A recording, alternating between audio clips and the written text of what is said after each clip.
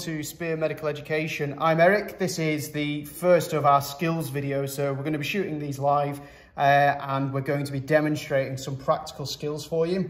Today we're going to be looking at the Oropharyngeal airway, or the OPA. It's a really simple airway adjunct, but actually really effective at one, securing an airway, two, providing the airway with a bit of structure that we can work with, particularly when we're thinking about ventilating this patient with a bag valve mask or using a pocket mask to deliver ventilations by breathing for the patient. So they're really good devices. Like they can give you that bit of structure in the jaw that's going to make our lives easier later. So first thing to know about them is they come in different sizes. Obviously Oro being oral, they go in the mouth, nowhere else. And we have different sizes for them for different size patients, and they even come in pediatric sizes, as you can see, and they go even smaller than that. So the first thing we need to know is when we do and don't use it. So the patients that we're going to be using this in are unconscious and they're not maintaining their own airway. So we wouldn't use this in patients that are conscious with an active gag or that have an active gag reflex, or patients that are trismus, which is where the jaw's gone into spasm and the teeth are clenched and there's nothing we can do to get that mouth open. So it's a fairly obvious one. We can't stick anything in the mouth even if we wanted to. So we wouldn't use them under those circumstances either.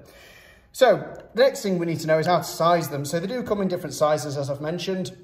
This being one of the bigger ones. What we're looking for is the incisor, so the big teeth in the middle, the big teeth in the middle, and the angle of the jaw are the two landmarks that we need. And what we're doing is the flared end of the OPA. This is the bit that's going to be sticking out of the patient's mouth. We want to just rest that on the incisors, and then what we're looking for is the end of this tube, the terminal end, to be sat where the angle of the jaw is. So on this patient, it's actually here. So as you can see, we're just a little bit too big with this one. So if we go down to a smaller size, and again, we find the incisors, and then we find the angle of the jaw, which is just there, we can see that this is the right size for the patient. Once we've selected the size, we're then going to insert it.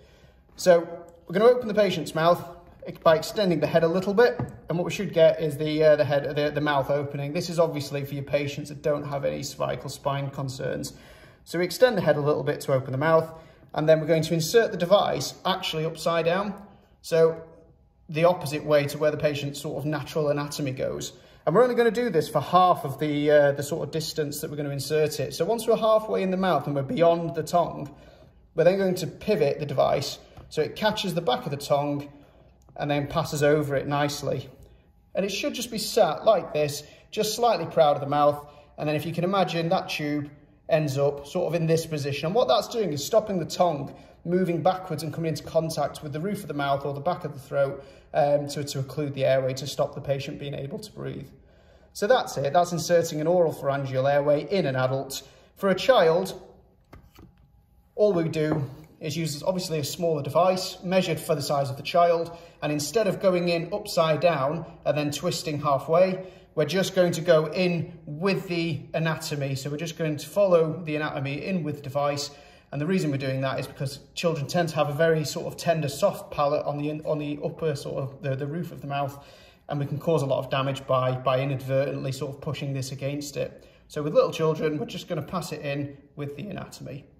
And that's it. Oropharyngeal airways in a nutshell. Thank you very much for listening. If you've liked the content and you want some more, please give us a like and subscribe just down at the bottom of the video. Thank you very much.